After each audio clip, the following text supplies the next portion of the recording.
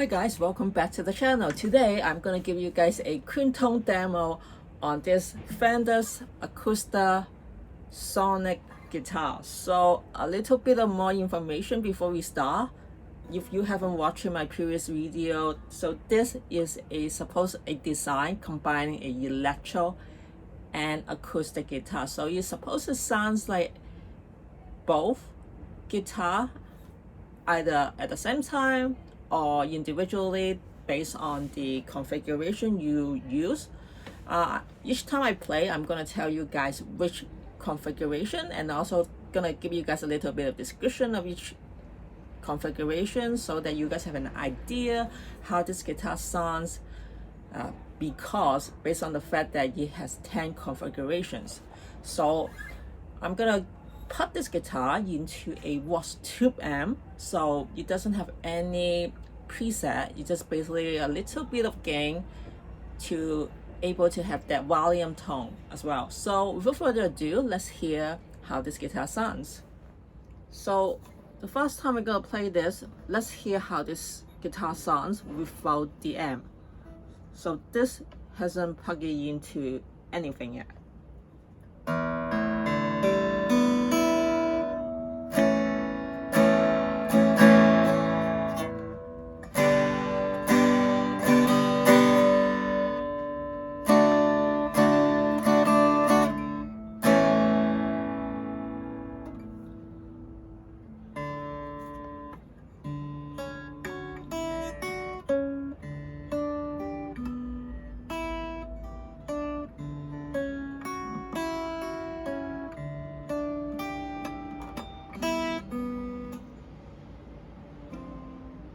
Right now I have turned the switch or the configuration all the way to position 5. That is the core acoustic. And in addition with that, you have two choices. One with the by turning the knob all the way to counterclockwise, that is called the A voice. So it's supposed to give you the sticker spots or the rosewood dreadnought. Basically that is a deep bass mid the straightened tremble for a traditional acoustic voice. It's great for big, bold strumming.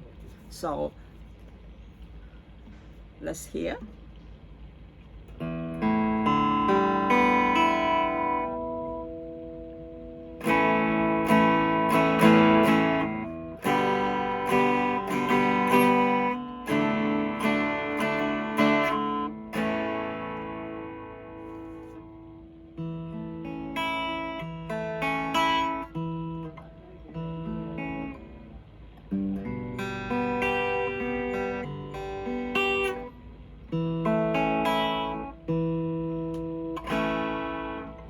Now I'm going to switch to the B voice, that is the fully clockwise, and it's supposed to give you the Alpine Spans or Rosewood Auditorium. So basically it's a tighter and brighter for a more modern or pop sound, and a detailed mid-range perfect for strumming or finger styling.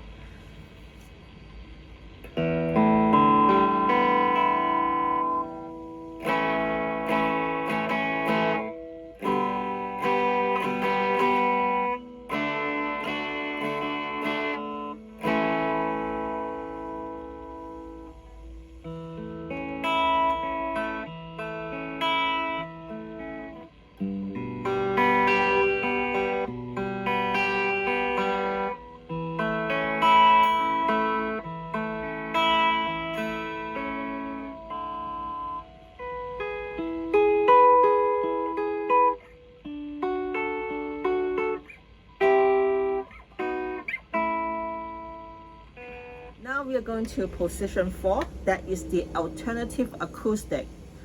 For the voice A, it is an Eagleman Spans or maple small body. So it's supposed to give you the intimate, parlor inspired voice that's articulate and bright, best for delicate playing.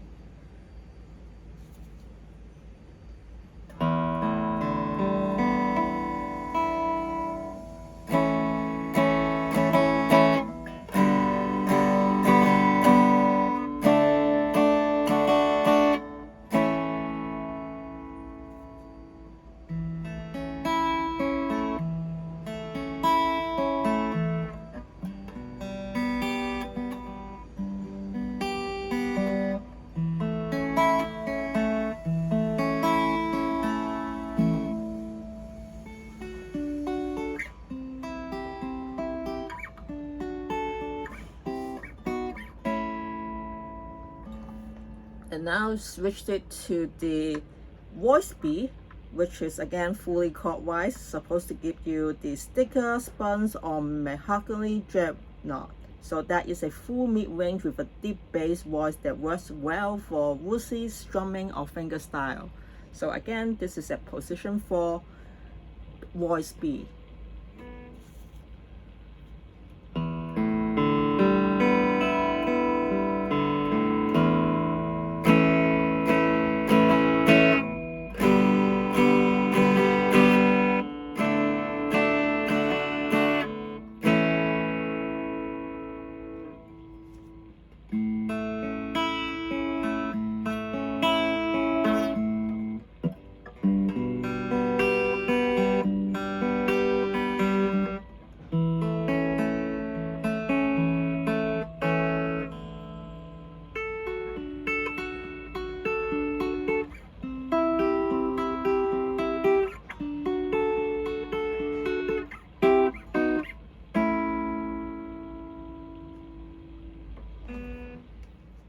Now we are going to position 3, that is the percussion and enhanced harmonics. So at voice A, which again to the counterclockwise, it is supposed to give you a stacker sponge or Brazilian rosewood dreadnought. So that means a rich and earthy with complex overtone.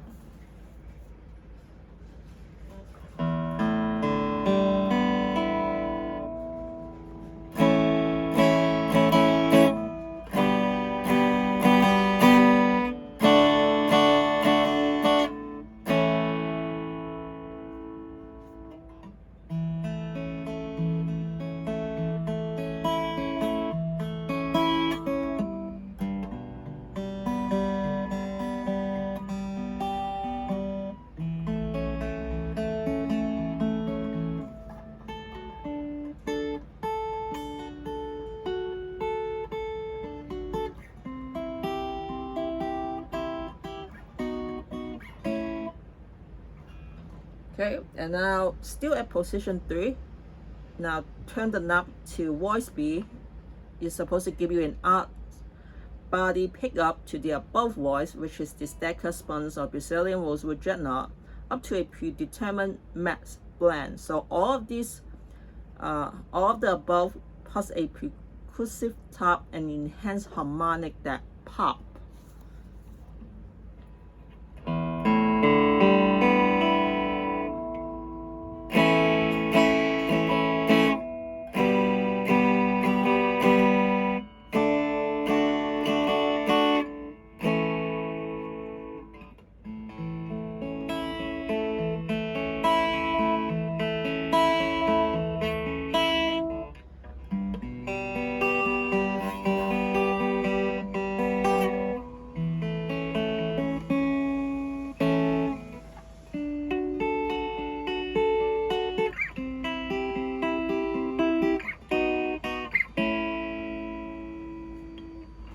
Now we are going to position 2, that is the acoustic and electric blend. So for the A position, that is the stacker sponge or mahogany dreadnought. So it's supposed to give you a full body, no nonsense acoustic that's earthy and articulate with a wild dynamic range.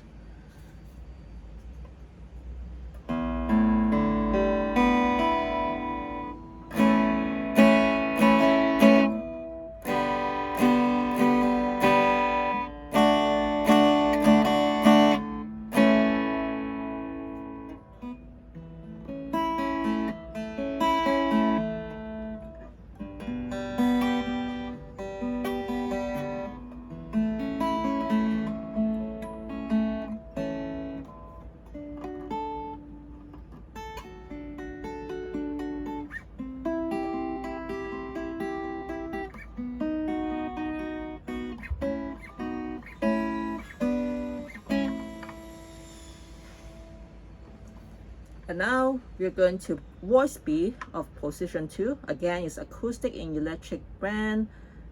Supposed to give you a blend electric pickup to the above voice, which is the stacker sponge or mahogany dreadnought, predetermined semi-clean voice. So it's supposed to give you a rich acoustic rhythm sound mid Fender's electric tone when you really want to drive the band.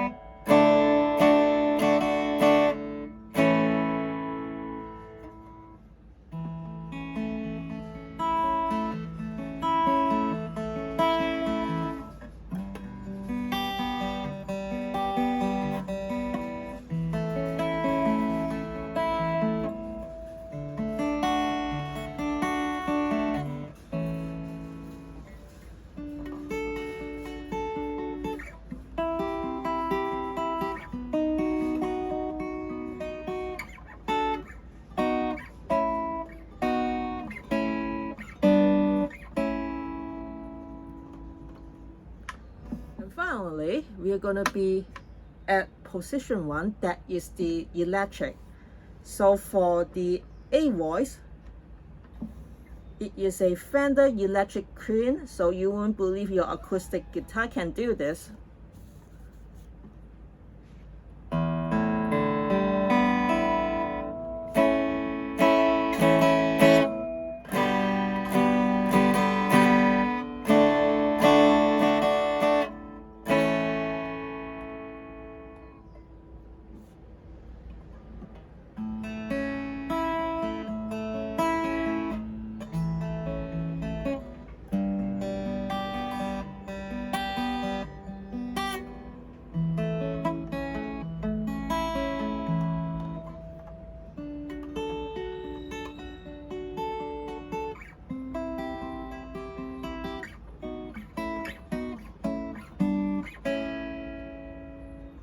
And finally,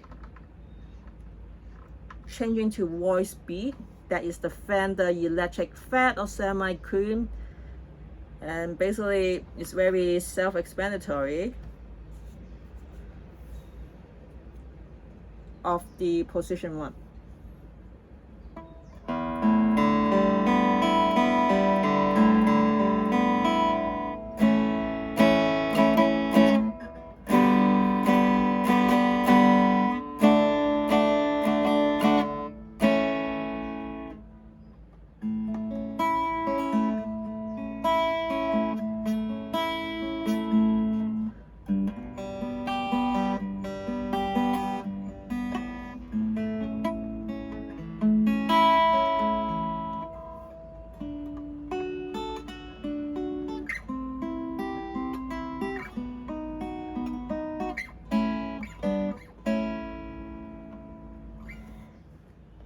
So this is the end of the demo. I just gave you guys a very short demo with a little bit of strumming and a little bit of finger styling on the 10 configuration of this guitar. So which configuration do you guys prefer?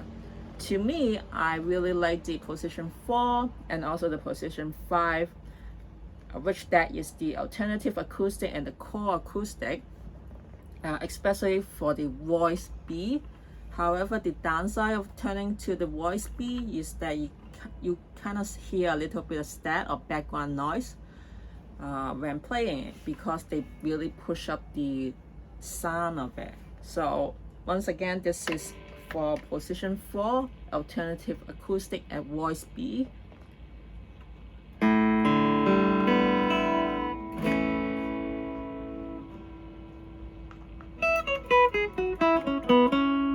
It actually gives you a very creamy acoustic tone that I really like. And this is for position 5. As you can hear, there is a lot of stat background.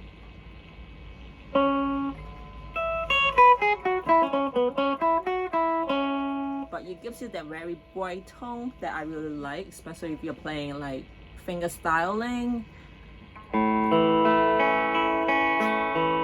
And it also does gives you a higher resonance when you're playing. For the other ones, like the position 1 electric, that is just very basic. It's just telling you that this guitar also sounds electric, which is nothing surprising or interesting as compared having in electric Telecaster and so forth. Of course, for an electric Telecaster, you probably have much more style of tone that you can play around, while this one you really don't have much options, even though you do able to turn the knob to A or B to give you a little bit of styling. But to me, I don't think that's a big difference.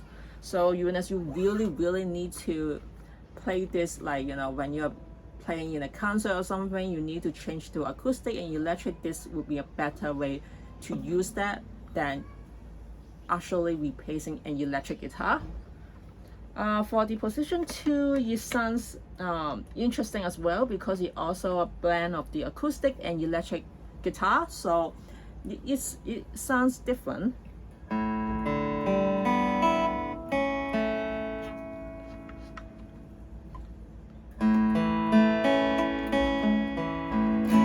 So I really like the voice A more than the B, which I think that has to do with the supposed to mimic the mahogany dreadnought, while the B is just like a basic blend of electric pickup. So I think this sounds much more unique in terms of, you know, electric combining with acoustic.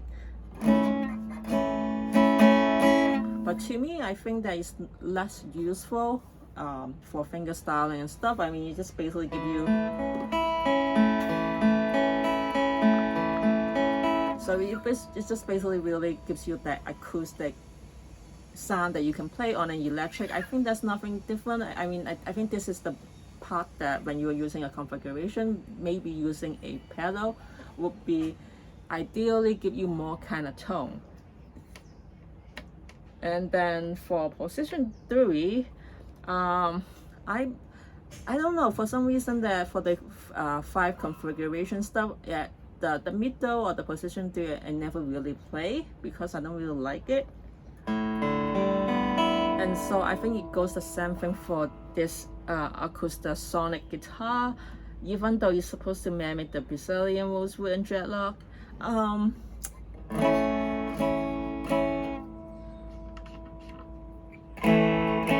I do like the voice B much more than the voice A, because that you add a, you know, you just add more, like, enhance the harmonic, that part. So that is kind of unique. But for the voice A, it's like it's just another kind of like acoustics tone that is nothing really unique or special. So to me, so if I have to choose all these 10 configuration that I believe is the reason I buy this guitar, is definitely position 4, A and B, I think, and then position 5, B, A also as well. I think so. Basically, that's 4 position, and then for position 3, B voicing. So basically, these 5 position or configurations are my favorite ones. So I think that you really worth the value of this guitar, because I mean, you're like 5 tone or configurations or sound that this guitar able to contribute. Unlike other guitars, like for example in a Strat, you have 5 configuration, but you're still only using like maybe 1 or 2, like position 2 and position 4, and sometimes maybe position 5, but that is less than 5. So I think it's worth a while. You know, it gives you lots of unique sound and able to give you some very unique voicing that other guitars couldn't give you unless you own them as well. So I think this is a very nice guitar, very unique. However, there are some downsides of this guitar as well. I don't really like how, because I just bought this, I still haven't able to have a setup, so it's kind of sad, because unlike an electric guitar, since it's supposed to mimic acoustic more than an electric, it is kind of painful, because the action is quite still high. So I kind of need to, to fix that, I need to sand the bridge which is something that you need to definitely, if you're not experienced on it, you definitely need to find a person who are much more professional, a luthier, to do that. So that will take me time to actually adjust, because at this moment it is quite, even though it's supposed to mimic an electric net, it is still a little bit high action to play finger styling on all the way here on this right side. It's still quite high action. And then of course another problem is that I think many people have mentioned that before, the high E note. For some reason that you just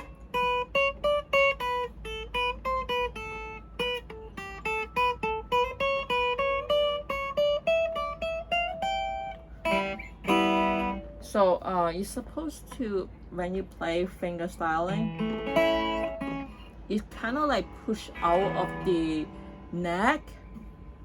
Actually, I don't know if I could able to do it right now.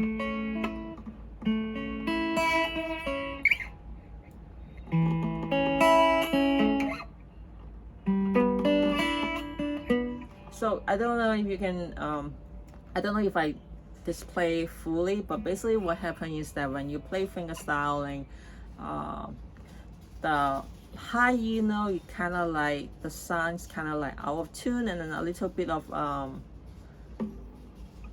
of like out, like you go outside of the net, so that it's very easy to, when you play that string, it's kind of like very easy to either out of tune or out of range.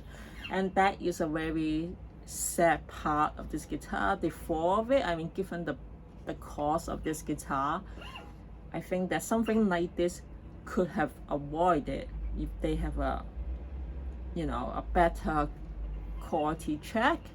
And I think they do, but the thing is that though, the design of it, actually, I guess it is a problem that they I guess at that time when they designed this, they did not realize it. And so it's kind of sad that, you know, a nice guitar and a nice instrument like this, you have some problem like that. So you kind of wonder, is it really worth to pay so much more money to get a guitar like this if the high string has some problem like this? Because it will be quite embarrassing when you perform. Of course, if you're very good, very used to it, then you probably be fine. But for some people, it just kind of like, it will bother some people. So, you know.